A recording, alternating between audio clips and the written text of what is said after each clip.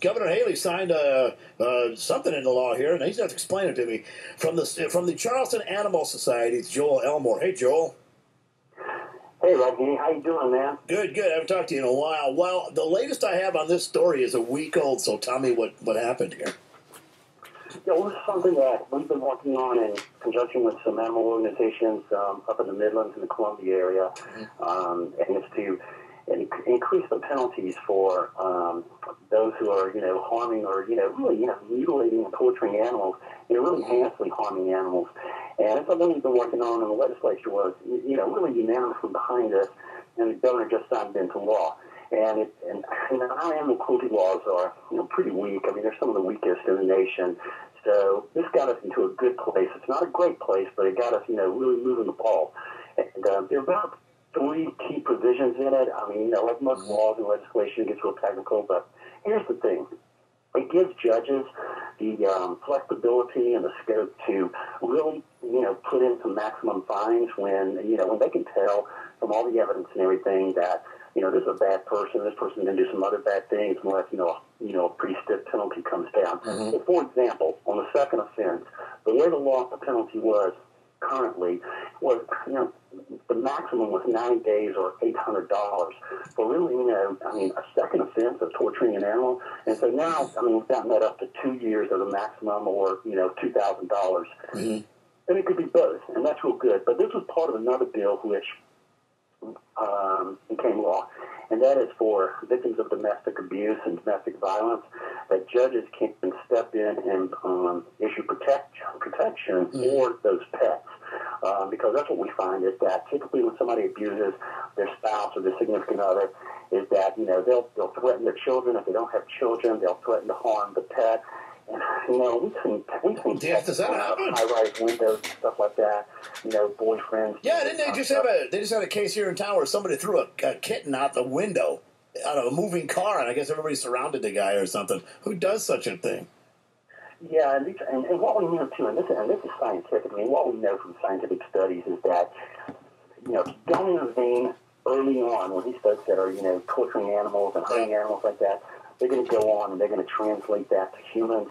And we know also that nearly every serial killer started by torturing or, harming animals. And so it's something you just got to, get in on early with some kind of intervention. And if they're adults, you got to get in with some stiff penalties. How you guys doing up there at the Animal Society? You guys loaded? I mean, she who will be listening to adopted one of your cats. And now I got a cat friend. I call it Dog. Great, thank you. We've been hold about 230 animals, and we have almost 800 now. This is the most difficult time of year. We have a great community, a great network of foster families, and we have about 500 of those animals in foster homes. But we're launching a big campaign this weekend through next week, and we're trying to empty the shelter of every animal that's available for adoption. So we want to push about 300 to 400 animals into homes.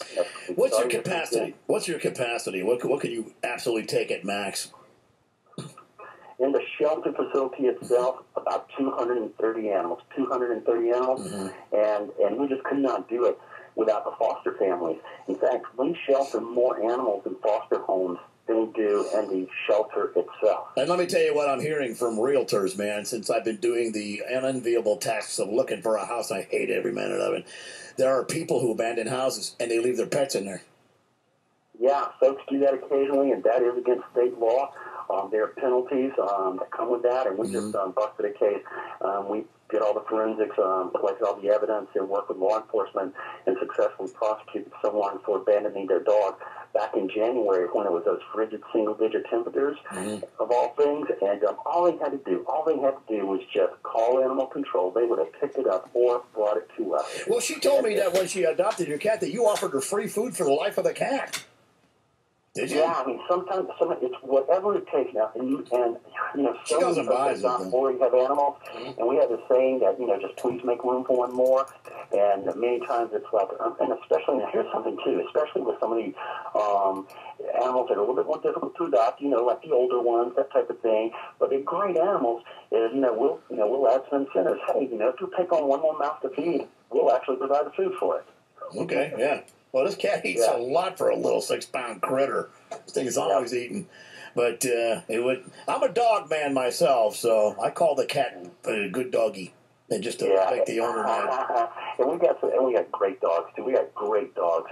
It's a good-looking cat, but it's still a cat. I mean, every time it blinks, it's a new day. I don't even. You know, there's an argument about cats that I've been having on the air for years. Is do cats really know their name, or do they just look at you when you talk?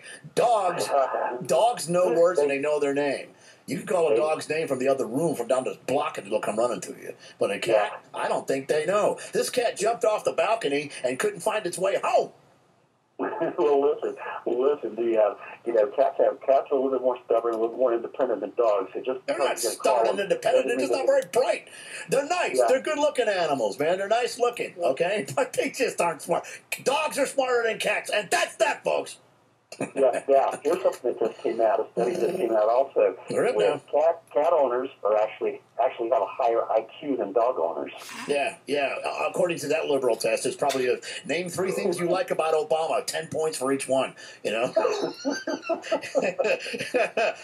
And then of course there's the crazy cat lady. You don't hear about the crazy dog lady. I like dogs better than cats, but I understand that cats have to be adopted and that take less care in a house. But let me tell you what I can do.